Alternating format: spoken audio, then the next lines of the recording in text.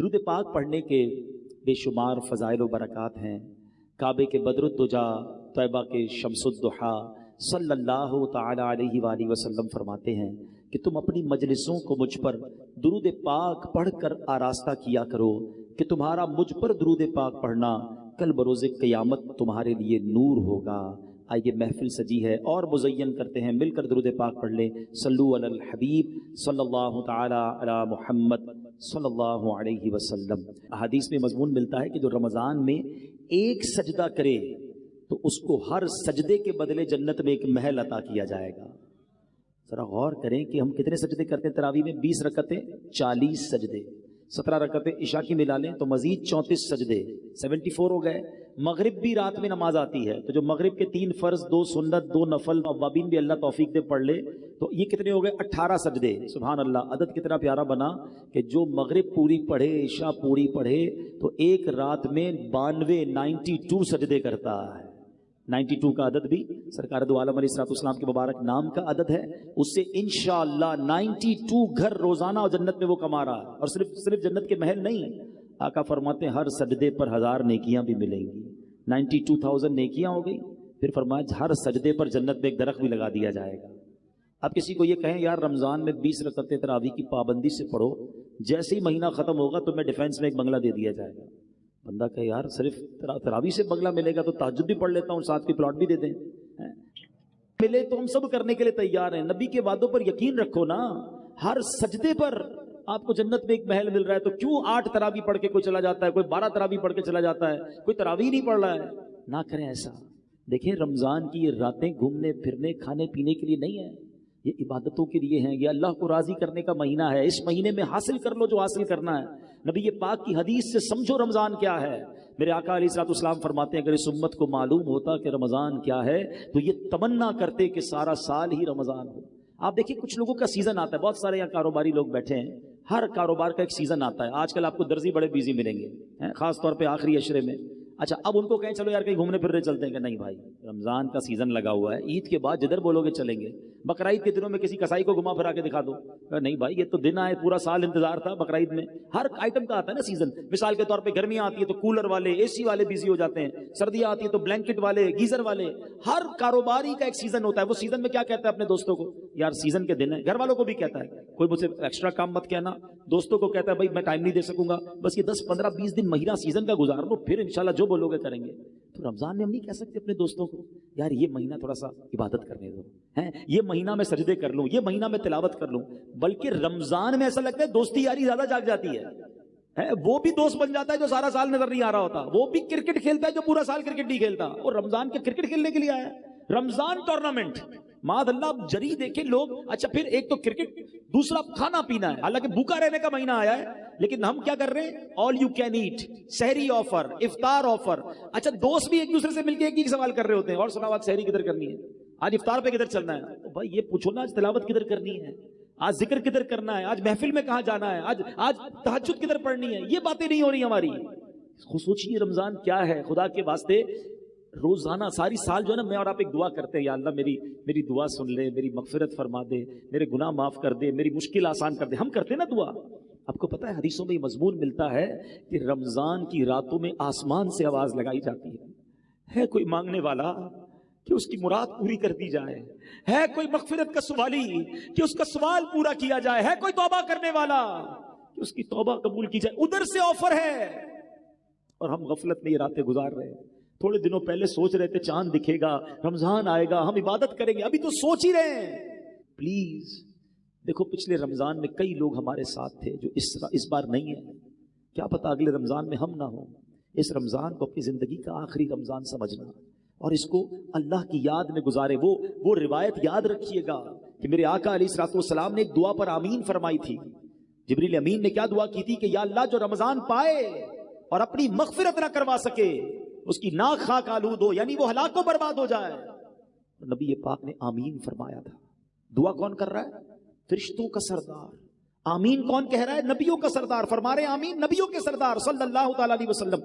دعا تو مقبول ہے نا۔ پھر ہمیں تو کانشیس ہو جانا چاہیے کہ یا اللہ 15 دن گزر گئے، نہ تراویح ایسی پڑھ سکا، نہ روزے ایسے رکھ سکا، پتہ نہیں بخشش ہوئی کہ نہیں، مولا کروڑوں بخشے گئے ہوں گے، ان بخشے ہوئوں کا واسطہ مجھے بخش دے پلیز میرے بچوں میرے ینگسٹر بچے. رمضان اس لیے نہیں آیا کہ ہم کھیل کود اور کھانے پینے اور شاپنگ میں گزار دیں. قرآن شریف کے حوالے سے ہی میں ایک سورت بلکہ اس کی چند آیتیں اور وہ پیغام دینا چاہتا ہوں کہ سوچئے اس مہینے میں ایک ایسی رات ہے جس رات کی فضیلت بیان کرنے کے لیے پوری قرآن پاک میں ایک سورت آئی ہے اور اس سورت کا نام ہی سورہ قدر ہے. اور کیا شاندار پیغام ہے اس میں. بسم اللہ الرحمن الرحیم انا انزلناہ فی لیلۃ القدر وما ادراک ما لیلۃ القدر. قرآن کا یہ شاندار اسلوب سمجھیے, یہ بہت خوبصورت اسٹائل ہے کہ قرآن میں جب کسی بات کو امپورٹنٹ ذکر کیا جاتا ہے, ایمفسائز کیا جاتا ہے, تو قرآن خود ایک سوال کرتا ہے وما ادراک ما لیلۃ القدر, تم نے کیا جانا لیلۃ القدر کیا ہے. آپ کو یہی اسلوب سورہ قارعہ میں بھی ملے گا, القارعۃ ما القارعہ وما ادراک ما القارعہ, تم نے کیا جانا قارعہ کیا ہے. وہ سوال کے بعد قرآن خود ہی جواب ارشاد فرماتا ہے, لیکن اٹریکشن ہو جائے, بندہ سمجھ لے دیر از سم تھنگ اسپیشل, کوئی بڑی بات ہونے جا رہی ہے. قرآن کہتا ہے ہم نے اس کو لیلۃ القدر میں نازل کیا اور پھر فرمایا وما ادراک ما لیلۃ القدر, تم نے کیا جانا لیلۃ القدر کیا ہے. پھر خود قرآن جواب دے رہا ہے لیلۃ القدر خیر من الف شہر, ہے لیلۃ القدر 1000 مہینوں سے بہتر ہے. اب ایک کوسچن دماغ میں پیدا ہو سکتا ہے کہ یہ 1000 مہینوں کی جو بات کی گئی یہ کیلکولیشن نارملی تو نہیں ہوتی ہے, کیونکہ اس کے 84 ایئرز اور 4 مہینے بنتے, 84 سال اور تقریباً 4 ماہ, 100 سال فرما دیے جاتے. ایگزیکٹلی 1000 مہینے کیوں؟ سبحان اللہ. علماء نے اس کے باقاعدہ مفسرین نے شان نزول بیان کیے. ایک بڑا پیارا شان نزول کہ فرمایا نبی پاک علیہ الصلوۃ والسلام ایک بار صحابہ کے درمیان بیٹھے, جلوہ فرما ہے. صحابہ کو نبی پاک نے خود ایک واقعہ سنایا کہ پچھلی قوم میں ایک بڑے بزرگ تھے, ان کا نام حضرت شمعون تھا. 1000 مہینے تک ایسے عبادت کی, دن روزے رکھے, رات نوافل پڑھے, جہاد بھی کیا اور شہید بھی ہو گئے. اتنا شاندار جب واقعہ صحابہ نے سنا نا تو صحابہ کرام علیہ رضوان کے دلوں پر ملال گزرا. Look at the way of thinking of صحابہ کرام, کیا انداز تھا صحابہ کرام کے سوچنے کا.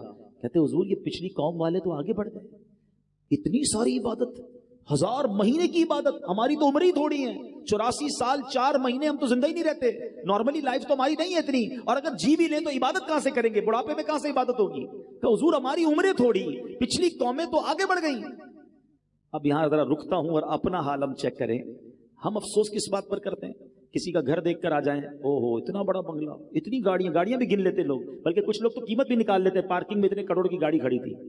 او اللہ کے بندو تم, اچھا پھر افسوس, اپنا گھر برا لگنے لگتا ہے, اپنی نعمتیں کم لگنے لگتی ہیں کہ اتنی ساری زندگی بھی محنت کروں تو میں اس کے مقابلے میں نہیں پہنچ سکوں گا. یہ صرف دنیا والوں کو دیکھ کر افسوس کیوں ہوتا ہے ہمیں؟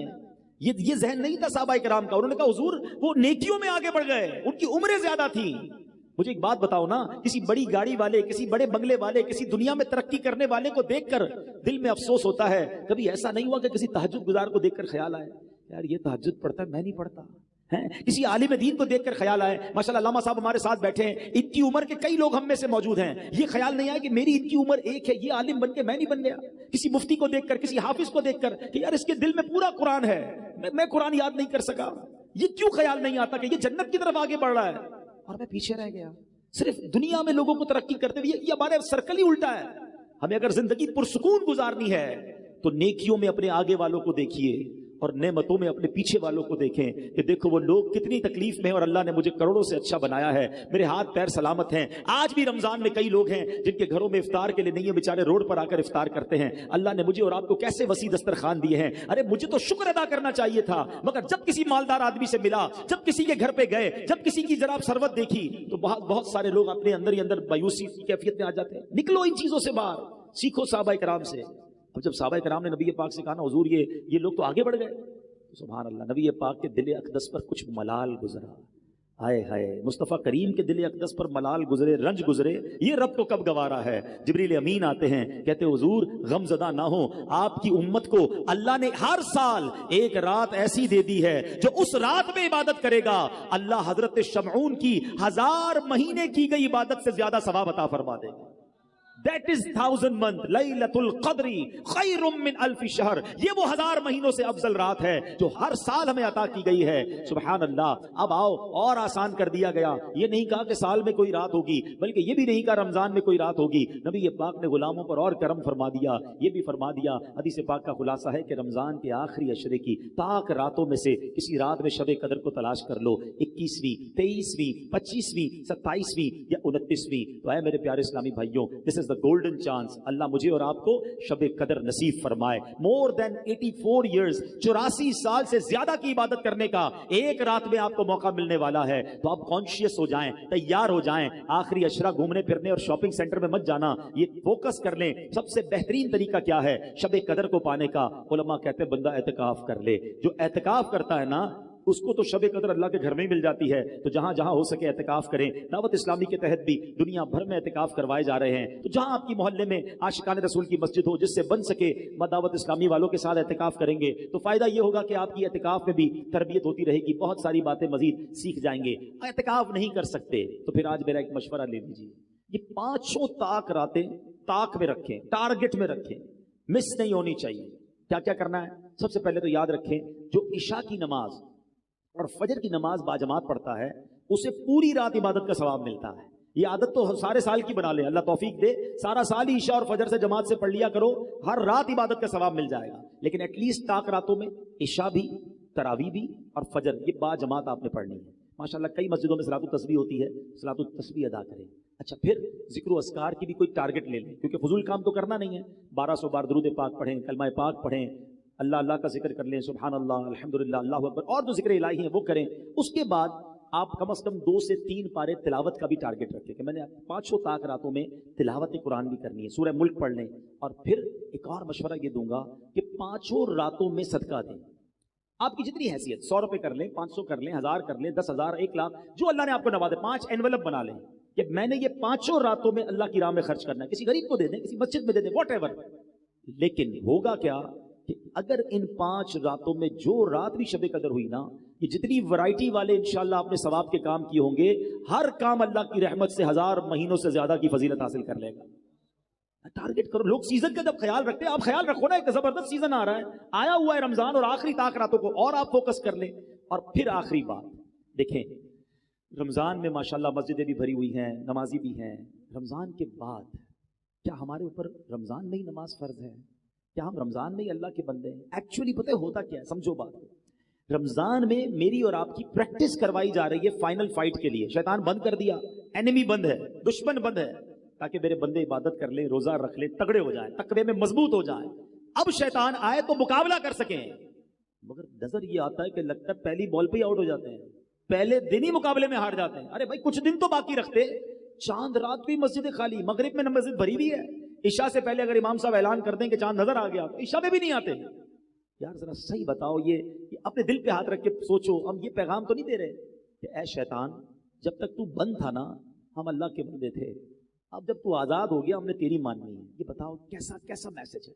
آپ تو شیطان کو گویا یہ کہیں عمل کے ذریعے کہ اے شیطان ہم رمضان میں بھی رحمان عز و جل کے بندے تھے، رمضان کے بعد بھی اللہ کی بات مانیں گے، تیری نہیں. تو اس بار ہم نے بدلنا نہیں ہے، انشاءاللہ رمضان کے بعد بھی نمازیں پڑھیں گے انشاءاللہ. اچھا یہ کیوں نہیں ہوتا ہے؟ ریزن ڈھونڈتے ہیں. What is the reason behind this? وجہ کیا ہے؟ ہر بات توبہ کرتے ہیں، 27ویں شریف کو رو کے توبہ کرتے ہیں، کئی لوگ تو اعتکاف کرتے ہیں. پھر کیا ہوتا ہے کہ یار یہ عید کے دن میں غائب ہو جاتے ہیں اور پھر اس کے بعد نظر ہی نہیں آتے. اس کی بڑی وجہ پتہ کیا ہے؟ اس کی بڑی وجہ ہماری صحبتیں ہیں، ہماری کمپنیز ہیں، ہمارے دوست ہیں. ہم نے دوست وہ بنائے ہیں کہ جیسے ہی چاند نظر آتا ہے دوست گھر پہ آ جاتا ہے. چلو بھائی چاند رات ہو گئی، مارکیٹ چلتے ہیں، فلم سنیما کی ٹکٹ بھی تو بک کرنی ہے نا، ڈرامہ بھی تو دیکھنے جانا ہے، گھومنا پھرنا بھی تو ہے. ارے یار نماز پڑھنی. ارے بھائی کیا ہو گیا، پورا مہینہ تو پڑھ لی نماز، اب کیا کرنا ہے؟ ایسے دوستوں میں رہو گے تو کیسے نمازی بنو گے؟ دوست وہ ہوتا ہے جس کو دیکھ کر خدا یاد آ جائے. کوئی ایک دوست ہے آپ کا اور میرا ایسا جس کو دیکھ کر خدا یاد آئے؟ ہم نے تو ایسے دوست بنائے جس کو دیکھ کر سنیما یاد آتا ہے، الٹے کام یاد آتے ہیں. نہ کریں ایسا. اگر یہ سوچ لیا ہے نا کہ اب رمضان میں نیک بنا ہوں اور سارا سال نیک بننا ہے، we have to change our company. ہمیں اپنی صحبتوں کو دیکھنا ہوگا. اچھوں کی صحبت تجھے اچھا بنا دے گی، برے کی صحبت تجھے برا بنا دے گی. دعوت اسلامی کا ماحول آپ کے سامنے ہے. کروڑوں لوگوں کی زندگیاں بدلی ہیں. لاکھوں نوجوان چہرے پہ داڑھی سجائے، سر پر امامہ سجائے آپ کو کہاں سے نظر آ رہے ہیں؟ بدلے نا. میں تو آپ کو اس ہاسپٹل کا پتہ بتا رہا ہوں، اس شفا خانے کا پتہ بتا رہا ہوں. آپ بھی کبھی کبھی کہتے ہیں صحیح ڈاکٹر بتاؤ جس سے علاج صحیح ہوتا ہو. آپ نے کوئی پریکٹس کی ہے تو بتانا، مجھے بھی آپریشن کرانا ہے. میں تو آپ کو اس شفا خانے کا ایڈریس بتا رہا ہوں کہ جہاں کئیوں کو علاج ہو چکا ہے، کئی ماشاءاللہ نیک بن چکے ہیں. آئیے آپ بھی شامل ہو جائیں، ہم سب مل کر سنتوں پر عمل کریں گے. تو دعوت اسلامی والوں سے، نیک لوگوں سے دوستی کر لیں تاکہ نمازوں کی پابندی رہے، اجتماع کی پابندی رہے، مدنی قافلوں میں جاتے رہیں، تو انشاءاللہ یہ گناہوں والی عادتیں ختم ہو جائیں گی اور ہم پکے نمازی بن جائیں گے. اللہ مجھے بھی اور آپ کو بھی رمضان کی برکتیں بھی عطا فرمائے، لیلۃ القدر کی برکتیں بھی عطا فرمائے، اور رمضان کے بعد بھی ہمیں عبادتوں میں مصروف رہنا نصیب فرمائے. رمضان میں خوب سخاوت کیجئے، اللہ کی راہ میں خرچ کیجئے، غریبوں کی عید اچھی کیجئے، ان کے دسترخوان وسیع کر دیجئے، اللہ آپ کو نوازے گا. اپنی زکوٰۃ پوری دیجئے، اپنی عطیات دل کھول کر دیجئے. زکوٰۃ دیتے وقت، عطیات دیتے وقت سب سے پہلے خیال اپنے غریب رشتہ داروں کا رکھیے. اور آخر میں گزارش کروں گا کہ عاشقان رسول کی عظیم و شان تحریک دعوت اسلامی جو دنیا بھر میں دین متین کی خدمت بہت بڑے پیمانے پر کر رہی ہے، اس پر میں گزارش کروں گا کہ اپنے ڈونیشن میں، اپنے عطیات میں، اپنے فطرے میں دعوت اسلامی کا بھی بڑا حصہ رکھیں تاکہ دین کا یہ کام آگے بڑھتا رہے. اللہ کریم ہم سب کا جمع ہونا اپنی بارگاہ میں قبول فرمائے. آمین بجاہ النبی الامین صلی اللہ تعالی علیہ وسلم. میرے اعمال کی اصلاح